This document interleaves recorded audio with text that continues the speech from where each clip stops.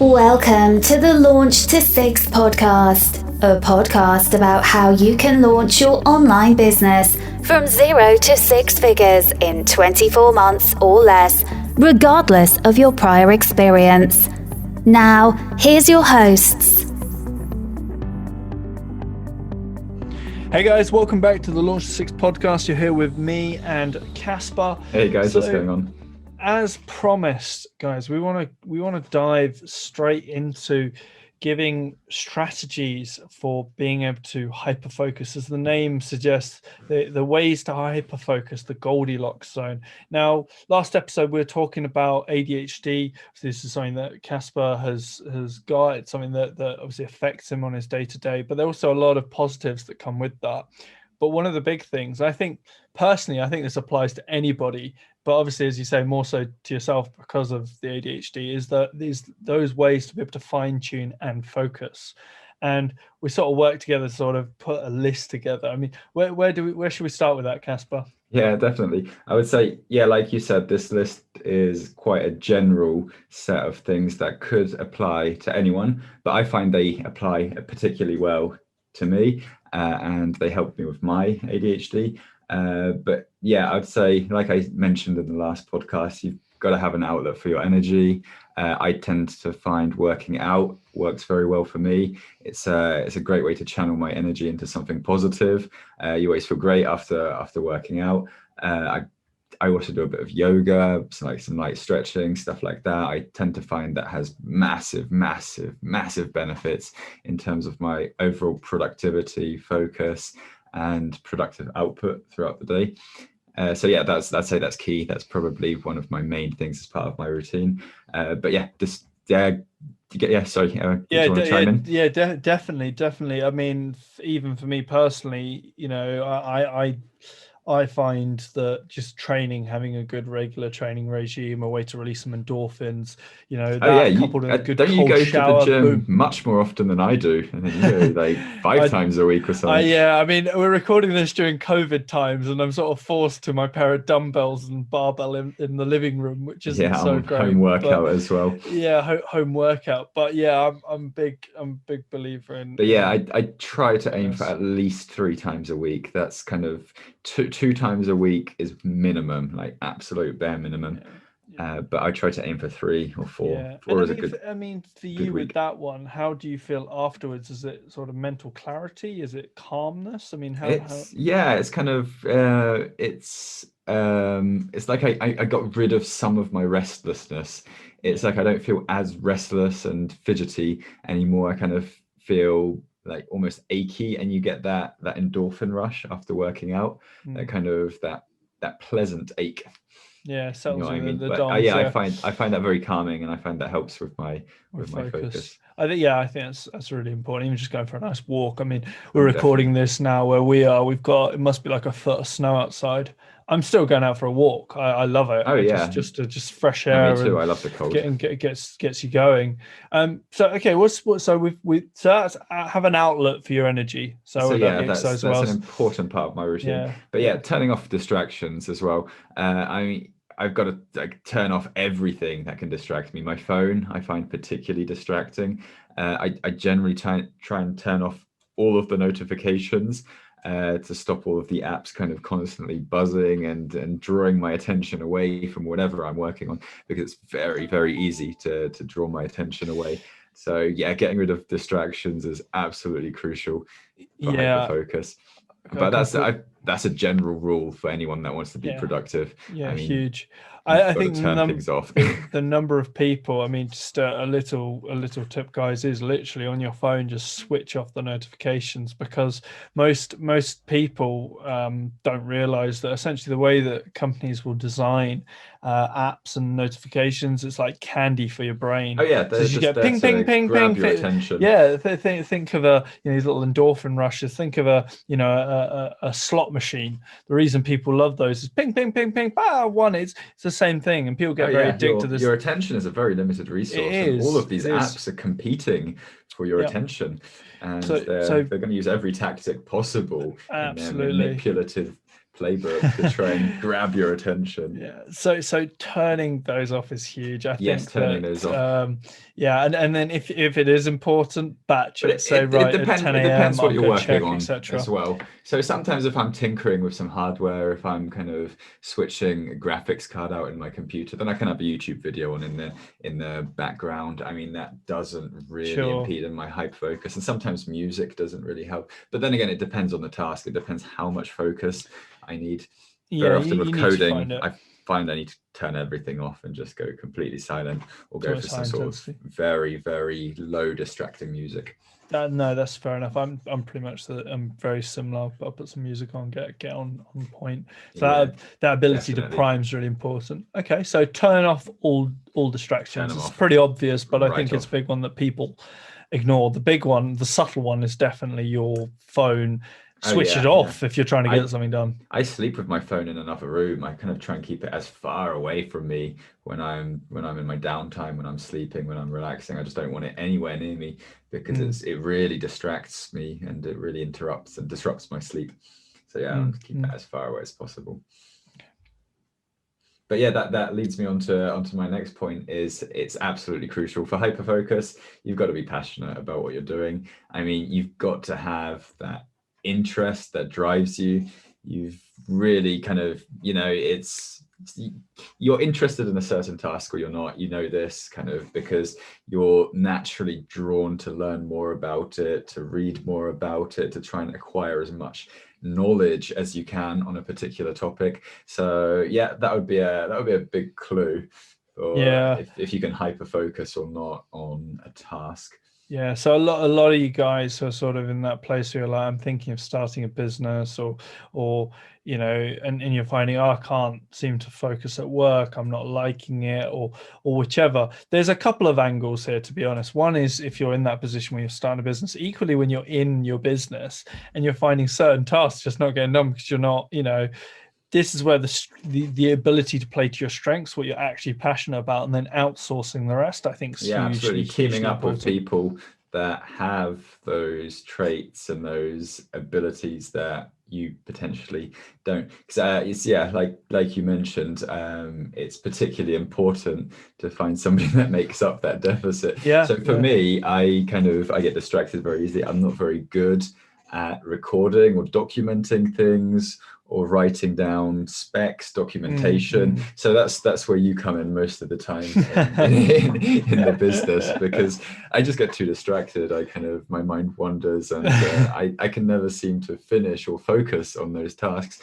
But that's I'm speaking from personal experience here, because I do know many people that are just able to sit down and just get on with a task until it's finished. And I just personally, I really admire that. I mean, I can't fathom how somebody can possibly do that. There's just so many distractions, and if something's boring, my mind cannot stay focused.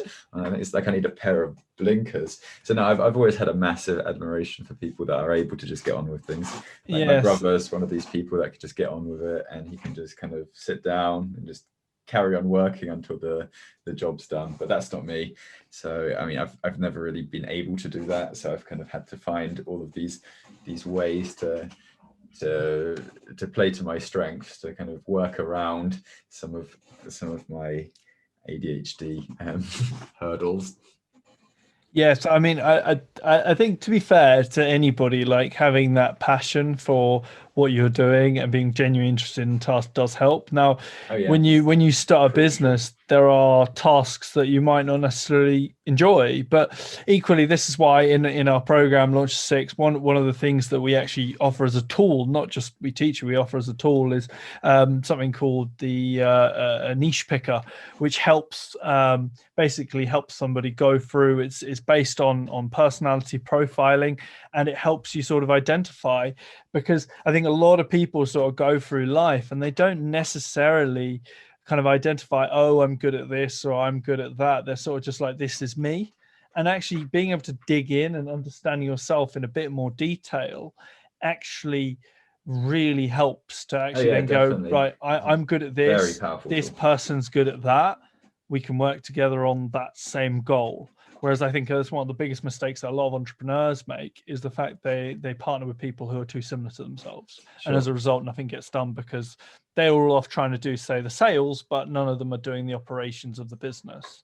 So That's right. having people who are very contrasting is really important, and for yourself, for your you happiness. Play to your natural abilities, because everyone's different. Everyone has a different personality type, but you can kind of generally broadly categorize people as being a certain way or another.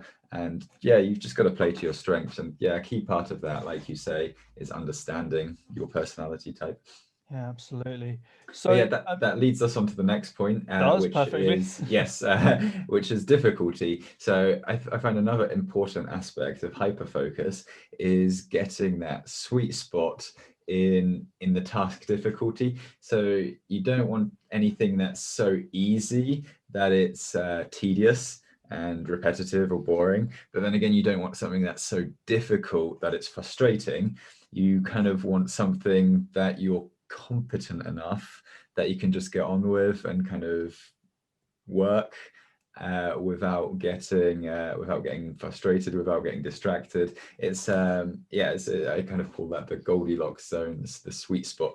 Yeah, it's an interesting point, because if you think about it in terms of business, you say about entrepreneurs, there's a higher percentile of entrepreneurs with ADHD, and obviously this is a trait that is a coping mechanism, if you like, that helps with a lot of that, helps in that position. But yeah, in business, in many cases, okay, there is obviously that creative inception. Now, dependent upon your business model, say you're a creative consultant, then obviously your business is that creativity. But if you actually look at other more established businesses, a lot of it's actually based on a boring, repetitive task.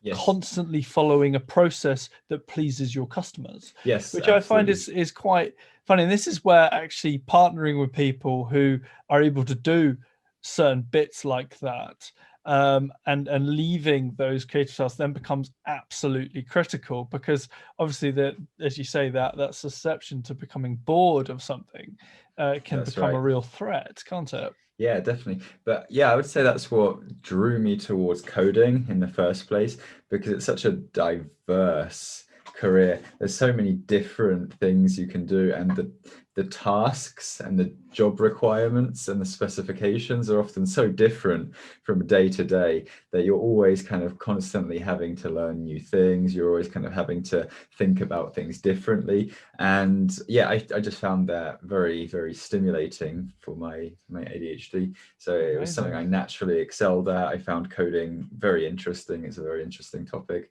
kind of that, which naturally led me to go and want to learn more things, learn new coding languages, kind of take on all of these side projects, most of which I would never go on to end up finishing, but I would learn something along the way, which I would probably take away with me and use in another project, in a client project, all of that kind of stuff. So yeah, that was, I find that it's very, very important. So yeah, the fifth point is to have a very well-defined goal. So this for me is particularly important. I kind of need to know what I'm working towards.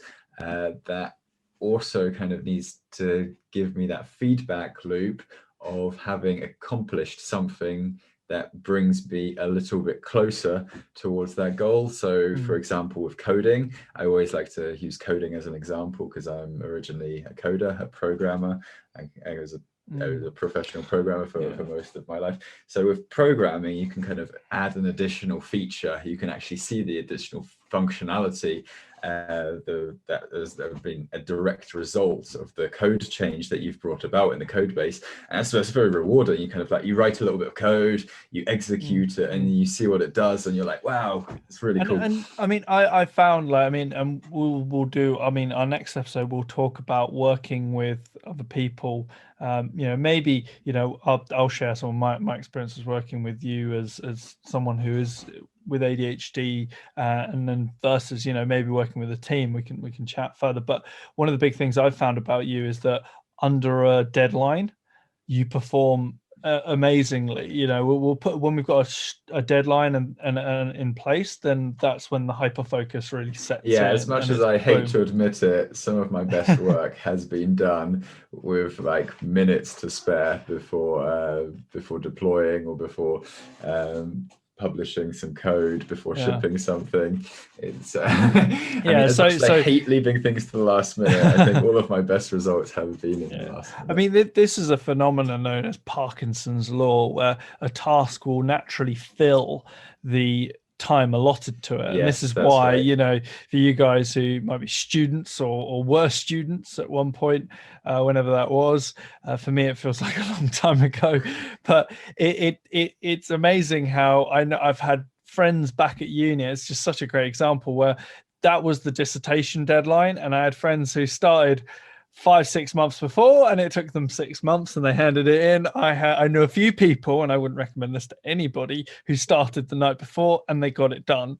Now, some of them had a better grade than others, but honestly, that was a great thing. It's like you're moving house. All of these other analogies apply, but I think it for yourself, it almost seems like that's almost kind of exaggerated.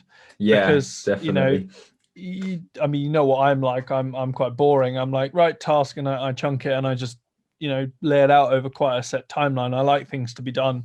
Yeah, you'll get something done as soon as it's assigned. But I mean, I used to almost count down in my head how much time I'd need to allocate a task to get it finished. So, for example, if I got a homework assignment and I had a week to finish it, I'd think, okay, so if I spent 20 minutes each day, I should be able to get it done by the end of the week. But obviously I'd spend a couple of days and I wouldn't do anything. So by about midweek, I'd think, okay, so I could probably spend about 40 minutes over the next few days to get it finished. But it always end up being, I'd probably spend an hour before submission on finishing my homework assignment. So it was like mentally counting down in my head. Yeah, I mean, honestly, that law is so prevalent though. When you see that in action, it's meant to be humorous, but I find it to be very true. It's very true, very accurate. Yeah. So guys, just to wrap up, 5 sort of really key strategies, and I think this applies to you whether you've got ADHD or whether you're just generally good wanting advice. To focus, hit that hyper focus, the Goldilocks zone. I love that phrase. It's a great, just right in the middle, not too hot, not too cold, medium. That just right focus zone. Getting into your flow is another phrase that's used. So 1, have that great outlet for your energy, regular exercise, whatever it is, cold showers, whatever floats your boat. Obviously, as long as it's hopefully healthy and good for you. 2, turn off those distractions as best as possible. And this, I mean, like this counts right down to switching off your phone. In the morning, I might say, right, I've got a task I want to allot, I want to get it done. Do you know what? Till 10, 11:30, whatever it's going to be, no one's going to access me. That's it. Time is booked, done. So it removes all of that stuff. Then I deal with the other stuff. That's really important. 3, be passionate and interested in what you do. Now, that this goes on several levels, whether you're going to outsource or partner with someone who's going to do something else. And generally, if you're starting a business and doing etc., if you are established in business, it might be that you might hate doing your accounts. Well, hire an accountant, outsource it, get some software, whatever it is. That is huge, and that'll help you get into that hyper-focus zone. The 4th one, I love this because I'd not heard this before. And for me personally, I don't find this is so much of an issue personally, and you guys might not either, but the difficulty. So having something that's just that right friction. It's the state of flow. Yeah. So you can just get on with it without really thinking too much. I find video games to be very, very good at hitting that sweet spot. Yeah, hence they're so addictive. Just challenging enough. Yeah, hence the addiction. So this is the other element, and we haven't touched upon this at all, but gamifying Yes, gamifying gamification. your day, you know, have that little, I've heard the phrase the dopa menu, you know, if for example you know you like to have a reward system, maybe you like to have a drink and celebrate, and I think the celebration is a huge one, but you say, right, okay, do you know what, and I always say in entrepreneurship it needs to be results based, because you'll hit, you know, you say I'm going to go talk to 10 people, and out of those 10, one person might buy my product. Well, you don't celebrate on the 10 people. You might celebrate in a small way and say, well done, I've done that. You celebrate on the sale. So that's what I mean by results-based versus action-based. But you always have that slight reward. And having that menu as such, I think is huge. That's a whole different podcast in its own right. And I found those strategies work. So gamification, having that right form of friction, the difficulty level of what you're doing. And finally, the fifth point, having a well-defined goal. And to be fair, this applies to anything, I think, really important. And having that well-defined and having a good deadline, having that really set, I think that's really huge. But yeah, Casper, my man, it's always a pleasure, you know, going through this. And I think it's so important to be able to share this. It's slightly different. It's slightly personal. As I mentioned before, we are looking, I think later down the line, we've purchased the domain Menacing Mental Health. We will be doing something with us. But as always, guys, check out the Launch 6 forum. Like, comment, subscribe. And thank you so much for lending us your ears and listening in. Thanks for tuning in, guys. Take care. Guys, take care. Catch you on the next one. Hey guys, it's Tom Ash. We hope you guys have enjoyed the episode as much as we've loved putting it together for you. Please, guys, do us a huge favor. Hit that love button, hit that subscribe button, and review us on Apple iTunes. We do read the comments. We want to improve our content and give you guys the best that we've got. Equally, the best comment, guys, we will shout you guys out, and we are giving out free courses. So guys, please come hit that love button, leave us a review, and we'll catch you on the next podcast.